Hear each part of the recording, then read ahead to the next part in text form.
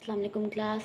तो जैसे कि पार्ट 1 में हमने इलेक्ट्रॉन को पोटेंशियल वेल के अंदर डिस्क्राइब किया कि कैसे उसका पोटेंशियल जो है वो वॉल्स पे इन्फिनाइट हो जाता है।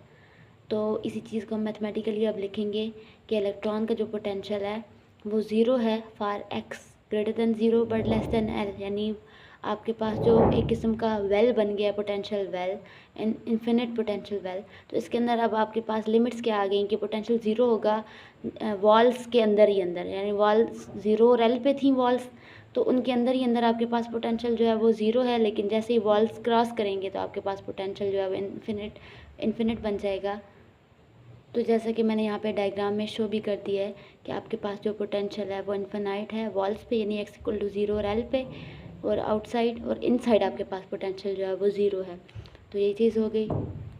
अब यहाँ से हम एक चीज़ खुद इन्फर कर सकते हैं कि आपके पास जो पार्टिकल है, क्योंकि वो सिर्फ पोटेंशियल वेल के अंदर ही अंदर एग्जिस्ट कर रहा है, तो वो उसकी जो वेव फंक्शन है वो भी इस जो पोटेंशियल वेल है इसके अंदर ही एग्जिस्ट करेगा। आउटसाइड जो है वो वेव फंक्शन भी ज़ीरो हो जाएगा। तो ये कंडीशन हमने यूज़ करनी है। तो सबसे पहले हम ऐसे करते हैं कि time independent Schrodinger wave equation लिख लेते हैं कि time independent Schrodinger wave equation को SWE से शो कर दें। ये आपने कल निकाली थी, तो वो वैल्यू क्या थी आपके पास, minus H cut square by 2m D square by D x square plus v naught into psi of psi. अब साई किस चीज़ का फंक्शन है, अब ये डिपेंड करेगा कि आप पार्टिकल को सिर्फ एक्स एक्सिस के अलांग मूव कर रहे हैं तो आपके पास वेव फंक्शन सिर्फ एक्स एक्सिस के अलांग आएगा, और अगर पार्टिकल जो है वो तीनों डायमेंशंस के अंदर जो है वो मूव कर सकता है तो आपके पास फिर एक्स वाई जी तीनों एक्सिस आएंगे। तो क्योंकि हमने यहाँ पे पार्टिकल के ऊपर जो पोटेंशियल वो भी एक्स एक्सिस के अलांग जस्ट जो है वो अप्लाई किया हुआ है, पार्टिकल एक्स एक्सिस के अलांग ही मूव कर सकता है, तो वेव फंक्शन भी सिर्फ साई ऑफ एक्स पे डिपेंडेंट होगा। तो ये आपके पास श्रोडिंगर वेव इक्वेशन की फॉर्म फिर बन जाएगी E into psi of X. तो ये हमने time independent Schrodinger wave equation लिख ली जो हमने कल डिराइव भी की थी। अब हमें यहाँ पे एक चीज़ यूज़ करनी है, क्योंकि पार्टिकल सिर्फ अंदर ही अंदर पाया जा सकता है पोटेंशियल वेल के अंदर, और वहाँ पे पोटेंशियल जो है वो ज़ीरो है। तो ये कंडीशन हम यहाँ पे यूज़ करेंगे कि since V naught of X जो है वो ज़ीरो है for particle inside the well, तो आपके पास ऊपर वाली इक्वेशन, इसको नाम दे दी इक्वेशन नंबर 1 का। तो ये क्या बनेगी, minus H cut square by 2m D square by D x square plus zero into psi of X is equals to E psi of X. तो यहाँ पे आपके पास ये चीज़ टर्म ज़ीरो हो गई थी। अब हम यहाँ पे एक काम करते हैं कि ई साई को भी यहाँ पे माइनस करा लेते हैं। तो minus H cut square by 2m D square by D x square of psi of X minus E psi of x equals to zero. तो अब हमने क्या किया कि राइट साइड पे जो टर्म थी उसको भी इस साइड पे ले आए। अब यहाँ से हम एक काम करते हैं, हम चाहते हैं कि हमारे पास जो डबल डेरिवेटिव वाली टर्म है ये सेपरेट हो जाए, यानी इसके साथ जो भी चीज़ है वो ख़त्म हो जाए। D square psi by D x square as it is रह जाए और इसके साथ जो टर्म है वो ना रहे। तो हम क्या करेंगे, इस पूरी टर्म से इसके यानी रेसिप्रोकल से पूरी इक्वेशन को मल्टीप्लाई कर देंगे। तो हम ऐसे करते हैं, यहाँ पे लिख लेते हैं कि मल्टीप्लाइंग अबव इक्वेशन किसके साथ, बाय, अब इसके रेसिप्रोकल से तो हम यहाँ पे -2m over H cut square से मल्टीप्लाई कर देते हैं अबव इक्वेशन को। तो आपके पास क्या बनेगा, ये एक दफ़ा मैं लिख लेती हूँ, -2m over H cut square minus H cut square by 2m D square psi of X by D x square, ये वाली टर्म। और इसी तरह यहाँ पे माइनस एक पहले से मौजूद है और एक माइनस हमारे पास जो मल्टीप्लाई वैल्यू करवाई उसके साथ आएगा into E psi of X equal to zero. Right side पे तो वैसे ही ज़ीरो था तो वहाँ पे टर्म मल्टीप्लाई होकर ज़ीरो हो जाएगी। अब ये वाली टर्म पूरी इसके साथ जो है वो कैंसिल हो जाएगी और यहाँ पे माइनस माइनस प्लस हो जाएगा। तो आपके पास double derivative d square psi of x over d x square plus 2m over H cut का square e psi of x equals to zero. तो ये वाली टर्म बन गई आपके। अब यहाँ पे हम एक काम करते हैं, आपके पास ई साई ऑफ एक्स के साथ जो टर्म आ रही है 2m, बल्कि ये पूरी term 2m over H cut का स्क्वायर और साथ में ई, इस पूरी चीज़ को हम एक कांस्टेंट के स्क्वायर की इक्वल पुट कर देते हैं। तो आप यहाँ पे लिखें पुटिंग 2m ई ओवर एच कट का स्क्वायर इक्वल्स टू के स्क्वायर। तो अगर ऊपर यूज़ करें तो आपके पास क्या बनेगा, d square psi by D x square plus k square psi of x equals to zero. ये जो आपने ख़ुद पुट किया था इसको भी नाम दे दें। आपके पास इक्वेशन 1 पहले से बनी हुई है तो इसको इक्वेशन 2 का नाम दे दें। तो अब आपके पास ये थोड़ी सिंप्लीफाइड फॉर्म बन गई है। यहाँ पे हमने 2me/h का स्क्वायर को एक वैल्यू का नाम दे दिया। अब ये जो आपके पास इक्वेशन बन गई है ये सेकेंड ऑर्डर जो है वो डिफरेंशियल इक्वेशन है, और सेकेंड ऑर्डर डिफरेंशियल इक्वेशन आप मैथमेटिक्स के अंदर सॉल्व करते हैं। इसका सोल्यूशन जो है वो हम जनरली जो है वो डायरेक्ट लिखते हैं। तो अभी हम डायरेक्ट लिखेंगे। क्या बनेगा, साई ऑफ एक्स इक्वल बनेगा 8 sine of K X plus B cos of K X. यहाँ पे आपके पास ए और बी कॉन्स्टेंट्स हैं जिनकी वैल्यू हमने कैलकुलेट करनी है, तब आपके पास फिर एग्जैक्ट वेव फंक्शन की वैल्यू आ जाएगी। तो ए और बी कांस्टेंट की वैल्यू फाइंड करने के लिए हम बाउंड्री कंडीशन यूज़ करेंगे, और बाउंड्री कंडीशंस जैसे शुरू में पोटेंशियल के लिए बताई थी, सेम वेव फंक्शन के लिए वही कंडीशंस यूज़ करके हम जो है वो यहाँ पे ए और बी की वैल्यू फाइंड करेंगे।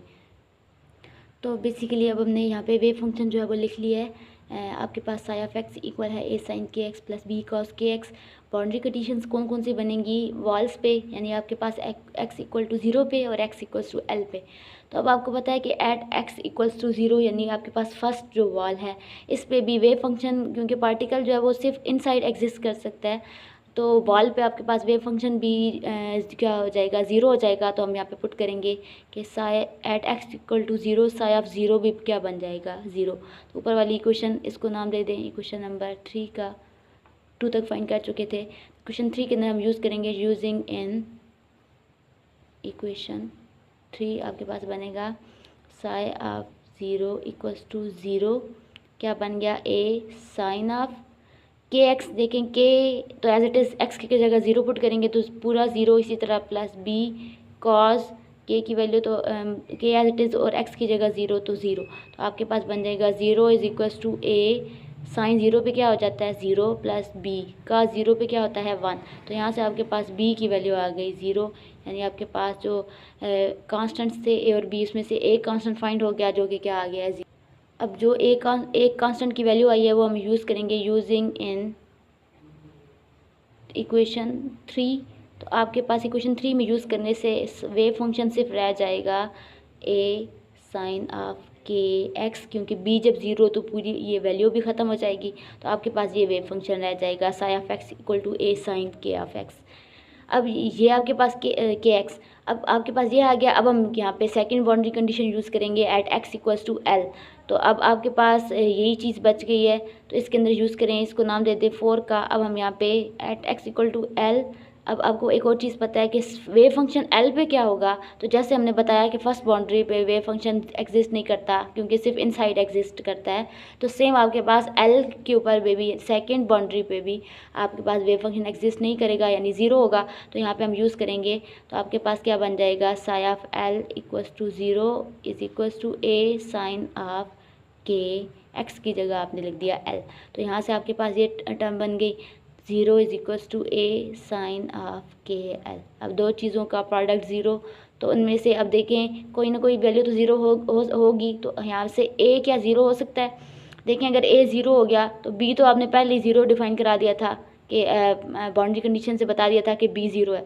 तो यहाँ पे ए भी ज़ीरो हो जाए तो वेव फंक्शन पूरा ज़ीरो हो जाएगा। तो वेव फंक्शन पूरा ज़ीरो तो नहीं हो सकता, क्योंकि पार्टिकल जब वेल के अंदर एग्जिस्ट कर रहा है तो उसके मोशन के दौरान वेव फंक्शन तो ज़रूर एग्जिस्ट करेगा। तो ए जो है वो नॉट इक्वल टू ज़ीरो है, तो फिर क्या चीज़ ज़ीरो है, sign of K L equals to zero. अब यहाँ पे आपने डिफाइन कराना है कि साइन कहाँ कहाँ पे ज़ीरो होता है, यानी K L equal to sine inverse of zero. Sine को दूसरी साइड पे ले जाएं। अब यहाँ पे के एल इक्वल्स टू साइन कहाँ कहाँ पे ज़ीरो होता है, साइन आपके पास सारे जो यानी ज़ीरो पे तो ज़ीरो होता ही है, पाई के हर इंटीजर मल्टीपल पे आंसर ज़ीरो देता है। तो यहाँ पे हम लिख लेंगे एन पाई, तो वेयर एन को डिफाइन करा देंगे 0 1 2 3 अप टू सो ऑन। अब यहाँ पे एक चीज़ डिफाइन करने वाली है कि एन जो है वो ज़ीरो नहीं हो सकता। क्यों, अब देखिए एन अगर ज़ीरो होगा, एन अगर ज़ीरो होगा तो देखिए यहाँ पे एन की ज़ीरो होने की वजह से के भी ज़ीरो हो जाएगा, जबकि के ज़ीरो कभी भी नहीं हो सकता, क्योंकि के आपने अभी डिफाइन भी कराया था। के की वैल्यू आपने लिखी थी के स्क्वायर की 2m/h कट का स्क्वायर। और यहाँ पे अगर k ज़ीरो हो गया तो इसका मतलब है यहाँ पे ये देखें ये पूरी चीज़ ज़ीरो। अब इसका मतलब ये हुआ कि आपके पास ये एनर्जी भी पार्टिकल की ज़ीरो हो गई, यानी h कट स्क्वायर तो वहाँ पे जाके ख़त्म हो जाएगा। तो इससे ये पता चलेगा कि 2m/e ज़ीरो है। तो क्या ये टर्म ज़ीरो हो सकती है कभी? 2 कांस्टेंट है, मैस m इलेक्ट्रॉन का कांस्टेंट है, ज़ीरो नहीं हो सकता। एनर्जी पार्टिकल की ज़ीरो नहीं हो सकती, कोई ना कोई एक वैल्यू एग्जिस्ट करती है। तो इसका मतलब है यहाँ पे ये वाली टर्म ज़ीरो हो जाएगी, यानी एनर्जी भी ज़ीरो। तो ये वैल्यू एग्जिस्ट नहीं करती, तो इसका मतलब है n जो है वो आप ज़ीरो नहीं ले सकते। तो यहाँ पे आपको n को ज़ीरो नहीं लेना बल्कि n को ले लेना है 1 2 3 सारे पॉजिटिव इंटीजर्स। तो ये चीज़ अब आपके पास आ गई। तो यहाँ से आपके पास k की वैल्यू, ये जो आपने लिखा KL = n पाई, यहाँ से आप निकालेंगे k = n pi by l। तो ये आपने निकाल लिया। तो एक के स्क्वायर आपने अभी डिफाइन यहाँ पे मैंने जैसे पहले करवाया था 2m/h कट स्क्वायर, और एक आपने अभी निकाल लिया। तो ये के स्क्वायर था तो इसका भी स्क्वायर ले लें, के स्क्वायर बन जाएगा n² l²।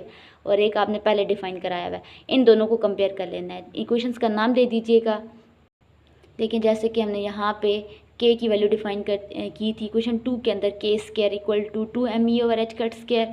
और सेम अब हमने यहाँ पे k² की वैल्यू निकाली है n² π² l²। तो इसको भी नाम दे दें किसी इक्वेशन का, जैसे इक्वेशन नंबर 5 4 हो चुकी है। तो आप अब लिख लें, अब कंपेयरिंग किस को